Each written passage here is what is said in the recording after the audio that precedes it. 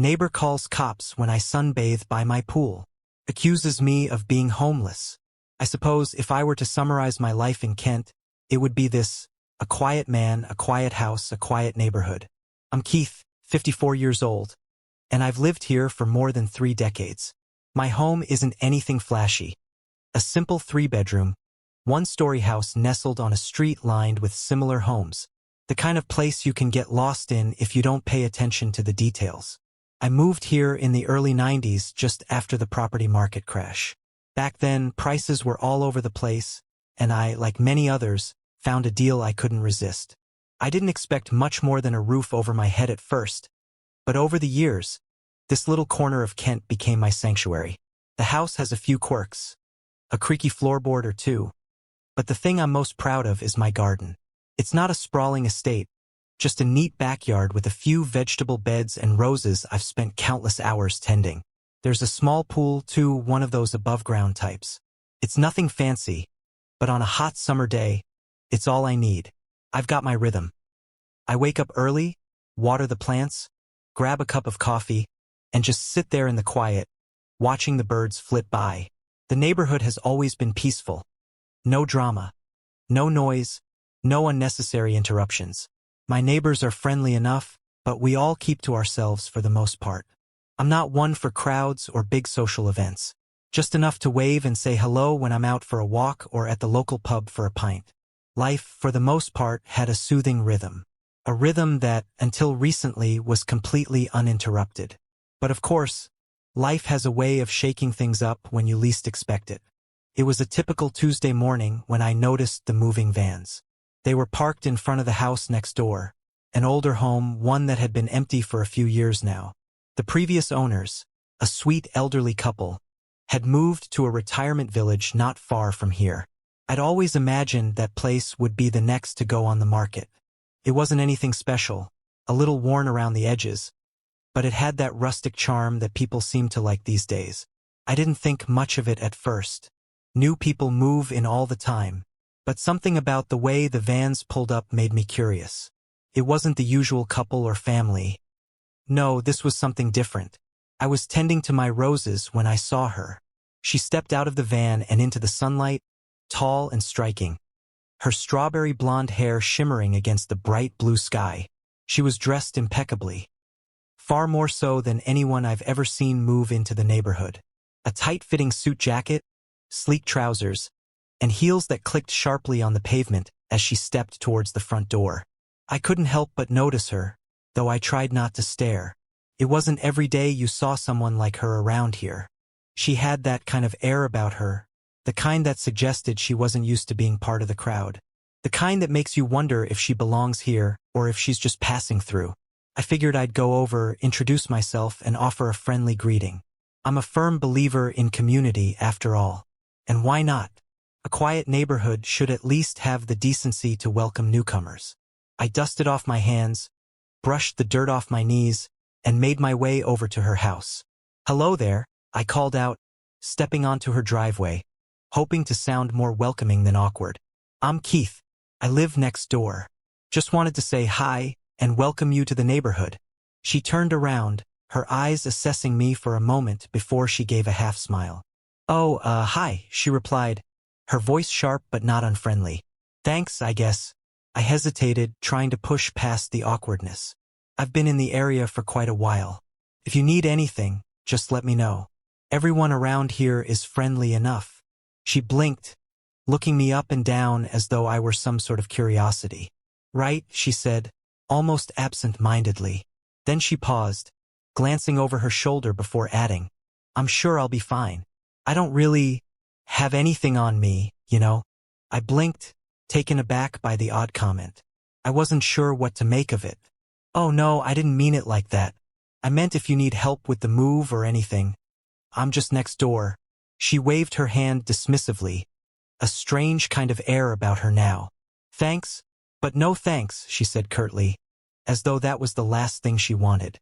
And with that, she turned her attention back to the moving boxes. I stood there for a second, slightly dumbfounded. The conversation had gone so differently than I expected. Most people around here are friendly, even if they're a bit reserved. But her? She wasn't unfriendly, but there was something off, something unsettling. I wondered if she was just nervous about the new place. It's not uncommon to feel a bit out of sorts when you're moving into a new neighborhood. I chalked it up to that and turned to head back to my garden. But as I walked away, I couldn't shake the feeling that this encounter was only the beginning. The next few weeks passed without much fanfare. My life, as it tends to do, settled back into its usual rhythm. The heat wave hit soon after Shirley. I had learned her name from the mailman, who had to deliver a few misplaced packages, and the summer sun made everything a bit more intense. The pool beckoned. I found myself spending most of my days lounging by the water, a cold drink in hand, soaking up the sun. There's something about the heat that makes you feel like everything's slower, more relaxed. People around here seemed to come out of hiding during the summer. Except Shirley. She never really came outside. I could see her sometimes, through the window of her house, walking around or chatting with movers and contractors. But she didn't seem the type to enjoy the peacefulness of the neighborhood. Or maybe she was just too busy. It was hard to say. But what I did notice was the way she kept to herself. It was as if she was building a wall, brick by brick, around her life. And yet, despite the barrier she put up, I couldn't ignore the feeling that something wasn't quite right. I didn't want to make judgments too quickly, but my gut told me that there was more to her arrival than simply being a new neighbor. But that's the thing about small towns, isn't it? Everyone knows everyone else's business, or at least thinks they do. And when you live in a quiet place like Kent, you get used to the calm. You get used to life moving slowly with no surprises, no drama. At least that's what I thought. Before I knew it, the calm was about to break. It was one of those rare moments in life when everything seems to be going perfectly, only to be interrupted by something completely unexpected. The heat wave was still hanging in the air, but I had managed to get a good stretch of time by the pool. The sound of birds and the gentle rustling of the trees were the only things I could hear, making the world outside feel miles away. I was fully content in my small slice of paradise when the peace was shattered. A sharp knock at the door pulled me out of my thoughts. I wasn't expecting anyone, but I assumed it was probably one of the neighbors or perhaps even a delivery. But when I opened the door, I wasn't met with the usual friendly face. Instead, I found two constables standing on my doorstep, their uniforms sharp and their faces unreadable. "Good afternoon, sir," one of them said, stepping forward as I instinctively stepped back. "We're here to investigate a disturbance. We've had some complaints about noise coming from this residence." I blinked, trying to make sense of it. "Noise?" I repeated, unsure whether I had heard them correctly. The last thing I wanted was to get into a confrontation with the police, but I was taken aback. I was sitting by the pool in the middle of the afternoon, listening to nothing more than the hum of the countryside. There must be some mistake. I've been here in the garden all day. I haven't heard anything out of the ordinary. The officer glanced down at a piece of paper in his hand. "We've had reports of someone making noise, and it seems this is the address associated with the disturbance. Can we come in and take a look?" I felt a sense of unease creeping over me. This was absurd. I had lived here for decades, and the last time I had heard of any issues like this was years ago. Still, I wasn't about to make a scene. "Sure. I'll show you around," I said, stepping aside. They followed me into the house, their eyes scanning the interior like they were searching for something. I knew there was nothing to find, of course. This was just a misunderstanding. Still, I couldn't help but feel the tension rising in my chest. I led them into the living room and gestured around. "As you can see, everything's in order. I haven't made any noise." The officers seemed satisfied with my explanation, but they still pressed further. One of them, a taller officer with a stern face, asked, "Can you prove that you live here?" Felt like an odd request, but I didn't hesitate. I quickly grabbed a few utility bills from a drawer and handed them over. The water bill had my name and address clearly printed on it. The officers exchanged a quick glance before the stern one nodded. "All right, Mr. Keith. It seems there's no issue here." Just as I thought the situation was coming to a close, I noticed the two constables move past the window, walking towards the end of my driveway. I had a sinking feeling that this wasn't the end. Before I could say anything, I heard it. A sharp, angry voice from Shirley's side of the fence. "Do something about him," she yelled, and I could feel her words reaching me through the walls. "Why are you letting him stay here? He doesn't even belong in this neighborhood." The constables stopped in their tracks. I could hear her continuing, her words sharp and venomous. "He's a homeless migrant, for God's sake, a threat to our peaceful little village." I felt my face grow hot. I couldn't believe what I was hearing. Shirley had gone from a cold neighbor to outright hostile in a matter of days. But this was something else entirely. She had just accused me, a man who had lived here for over 30 years, of being a homeless migrant. The officers were quiet for a moment, but I could tell they were uncomfortable with the direction the conversation had taken. I stood at the door, unable to move, but I was trying to keep my cool. Arguing with her would only escalate things. "Excuse me," I said, stepping outside cautiously. "I don't know what this is about, but I've lived here for decades. You've met me already, Shirley, and I'm certainly not what you're accusing me of." Shirley's eyes flared with disdain as she turned toward me. "Oh, look at you," she sneered. "Don't play innocent. We all know what you are. You're just a beggar, trying to take advantage of this nice village. We have no room for people like you, Keith." I could feel my blood start to boil, but I kept my voice steady. "Shirley," I said, forcing the words out calmly, "I don't know what kind of problems you're dealing with, but I don't deserve to be treated this way. You've only been here for a few weeks, and already you're trying to tear apart everything this neighborhood stands for." The officers exchanged glances again. Finally, the taller constable spoke. "All right, Mr. Keith, we've checked things out. We'll leave you to it. Ma'am, we'd suggest you take a step back." Shirley opened her mouth to argue, but the officer cut her off with a firm gesture. "Ma'am," he repeated, "please." With that, they turned and walked back to their vehicle, leaving me standing there, seething in disbelief. Shirley, of course, had one last jab for me. "You won't get away with this, Keith. This isn't over." I watched the constables drive off, their patrol car slowly disappearing down the road. The silence that followed felt deafening. I couldn't help but wonder, what the hell had just happened? And more importantly, what did Shirley want from me? This was no simple neighborly dispute anymore. This was something far more dangerous, and it wasn't going away. At first, I thought Shirley's threats were just empty words. After all, she was new to the village, and surely people wouldn't believe someone who barely knew the community. I underestimated her determination and her willingness to twist reality.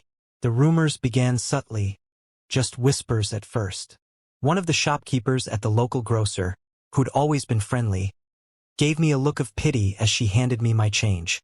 "Hope everything's all right," she said in a way that sounded more like a statement than a question. When I asked her what she meant, she only shook her head and muttered something about things going around. It wasn't long before I found out what things she meant. Shirley was spreading the most absurd lies about me, claiming I was nosy, dirty, and a troublemaker. She told anyone who would listen that I had been sneaking around her property at odd hours and that I made the neighborhood unsafe. It was laughable, except people were starting to believe her.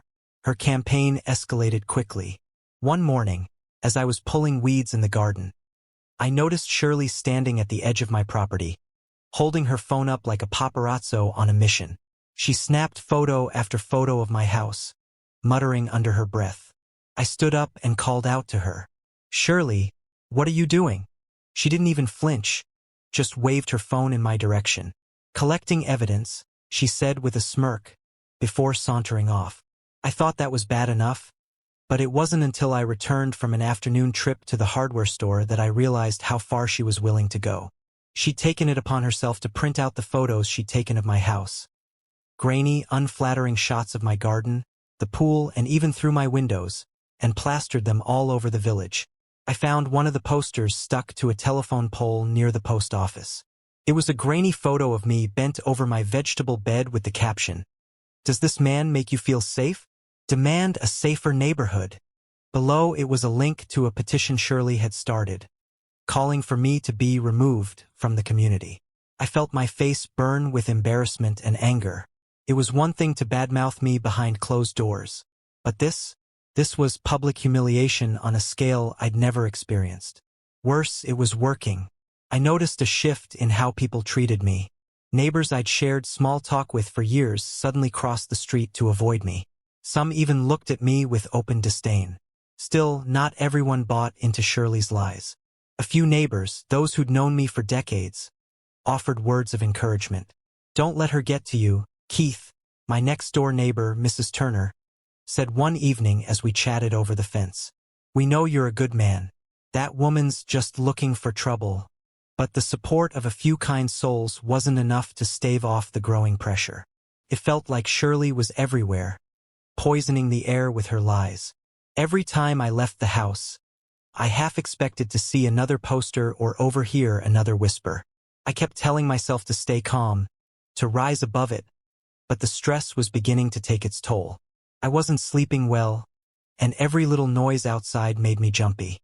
The breaking point came one evening when I discovered Shirley lurking in my garden. I'd been inside, reading, when I heard rustling near the back fence. Peeking out the window, I saw her crouched near my rose bushes, her phone in hand. I stormed outside. "What the hell do you think you're doing?" She stood up, unbothered by my anger. "Just documenting the state of your property," she said with a smug grin. "The parish council will want to see this." I clenched my fists, forcing myself to stay composed. "You're trespassing. Get off my property now." She laughed. "Oh, Keith, don't be so dramatic. I'm doing this for the good of the neighborhood." That was it. I couldn't take it anymore. I wasn't going to let her continue this smear campaign unchecked. The next morning, I called a solicitor. The solicitor was sympathetic but cautious. "Harassment and defamation cases can be tricky," she said. "You'll need solid evidence. Photos, videos, anything that proves her behavior has crossed a line." So I got to work. A kind neighbor, Mr. Patel, offered to help. He had a CCTV camera on the side of his house that overlooked part of my property. Together, we reviewed the footage and found several clips of Shirley sneaking around, taking photos and videos through my windows. One clip even caught her pulling a branch off one of my rose bushes, presumably to make the garden look unkempt in her photos. I also managed to get a copy of the police report from the first incident when the constables visited my home. It clearly stated that there was no evidence of any disturbance or wrongdoing on my part. Mrs. Turner, bless her heart, offered to write a statement detailing the ways Shirley had tried to turn the neighbors against me. "I'll do whatever it takes," she said. "That woman's a menace." Armed with this evidence, I felt a small glimmer of hope. For the first time in weeks, I felt like I had some control over the situation. The solicitor helped me draft a formal complaint against Shirley, outlining her harassment and defamatory actions. We filed it with the local magistrate's court, along with the evidence I'd gathered. It wasn't an easy decision to make. Taking legal action meant exposing myself to even more scrutiny, but I knew it was the only way to put an end to her campaign of harassment. The petition she'd started, the posters, the photos, it all added up to a clear case of defamation. The trespassing incidents, backed by the CCTV footage, further solidified the harassment claim. My solicitor assured me that we had a strong case. When the court summons was served, I saw Shirley's smug demeanor falter for the first time. She still tried to play the victim, of course, claiming I was bullying her for standing up for the neighborhood. But the evidence was irrefutable, and deep down, I think she knew it. As the days passed, I started to feel a sense of relief. The legal process would take time, but I'd done what I could to protect myself and reclaim my reputation. Shirley's lies had caused immeasurable stress, but I wasn't going to let her win. For the first time in weeks, I sat by my pool, sipping a cold drink and listening to the birds. The calm wasn't fully restored yet, but it was a step in the right direction. Little did I know, the storm wasn't entirely over. The day of the hearing arrived, and while I'd been assured by my solicitor that we had a strong case, I couldn't help but feel nervous. Shirley, on the other hand, walked into the magistrate's court with the same air of confidence she'd carried since the day she moved in. She wasn't smiling, but her smugness was written all over her face. I could tell she thought she'd somehow wriggle her way out of this. The hearing began with my solicitor presenting the evidence. The CCTV footage showed Shirley trespassing on my property multiple times, peering through my windows, and even tampering with my garden to make it look worse in photos. The police report from the first incident was clear. There was no disturbance caused by me, only unfounded complaints from Shirley. Witness statements from neighbors like Mrs. Turner and Mr. Patel further solidified the truth. Shirley had been lying and harassing me relentlessly. When it was Shirley's turn to speak, her tone was dripping with self-righteousness. She claimed she'd been acting in the best interest of the community, protecting the village from a supposed threat. But her arguments fell apart under scrutiny. The magistrate, a stern woman who clearly had no patience for nonsense, pointed out the lack of evidence supporting Shirley's claims. Instead, the magistrate focused on the harm Shirley's actions had caused me. Public humiliation, emotional distress, and damage to my reputation. By the end of the hearing, Shirley's confidence had visibly deflated. The magistrate ruled in my favor, issuing Shirley an antisocial behavior order ASBO that prohibited her from approaching me, my property, or spreading further defamatory claims. Additionally, Shirley was ordered to pay damages for defamation and to cover my legal fees. The magistrate made it clear that any violation of the ASBO would result in immediate legal consequences, including potential criminal charges. Shirley left the court in silence, her earlier bravado completely gone. A few days after the ruling, the constables returned to enforce the court's orders. I saw them approach Shirley's house from my garden, and though I couldn't hear the conversation, her reaction was unmistakable. Her eyes widened, and she began gesturing wildly, clearly trying to argue her case. But the constables stood firm, handing her a formal notice to comply with the court's ruling.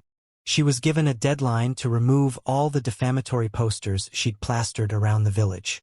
One by one, she grudgingly took them down, her face flushed with embarrassment as villagers watched.